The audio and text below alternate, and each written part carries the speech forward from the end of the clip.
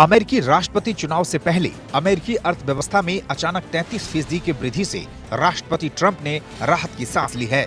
अर्थव्यवस्था में मजबूत रिकवरी ऐसे समय हुई है जब राष्ट्रपति चुनाव होने में 2 दिन बचे हैं। कोरोना वायरस के चलते अमेरिका की अर्थव्यवस्था पूरी तरह से गर्त में चली गई थी। लाखों लोग बेरोजगार हो चुके हैं। हालांकि चुनाव में अमेरिकी अर्थव्यवस्था में इस वृद्धि का राष्ट्रपति ट्रंप को कितना फायदा होगा ये तो वक्त बताएगा, लेकिन इसके बाद चुनावी समीकरण बदल सकते हैं। पूरे चुनाव प्रचार में विपक्षी डेमोक्रेट्स ने अर्थव्यवस्था को लेकर ट्रंप प्रशासन पर जमकर प्रहार किया है। विपक्ष का आरोप है कि अर्थव्यवस्था में इस गिरावट के लिए ट्रंप प्रशासन जिम्मेदार है। इतना ही नहीं, अमेरिका के प्रमुख राज्यों में कोरोना वायरस और अर्थव्यवस्था पर कराए गए चुनावी सर्वे में ट्रंप पर बिडेन भारी पड़े हैं।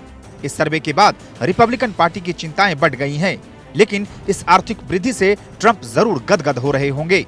कोरोना वायरस के बाद अमेरिकी अर्थव्यवस्था में रिकॉर्ड स्तर की गिरावट के बाद अमेरिकी अर्थव्यवस्था में अब तक की सबसे मजबूत रिकवरी दर्ज की गई है। यह तीसरी तिमाही में 33.1% की दर से बढ़ी है। वाणिज्य विभाग ने बताया कि कोरोना वायरस महामारी के दौरान अप्रैल से जून तिमाही में अमेरिकी अर्थव्यवस्था में 31.4% की जबरदस्त गिरावट दर्ज की गई थी। पहली तिमाही में इसमें 5% की गिरावट दर्ज की गई थी। हालांकि 2019 की जुलाई से सितंबर की तिमाही से अगर तुलना की जाए तो तीसरी तिमाही में भी 2.9% गिरावट ही दर्ज हुई है, जबकि दूसरी तिमाही में साल दर साल के हिसाब से 9% की गिरावट दर्ज हुई थी। दरअसल वार्षिक दर एक पैमाना है जो एक तिमाही की वृद्धि को अगर 12 महीनों के अनुपात में देखा जाए तो ये उसे दर्शाता है।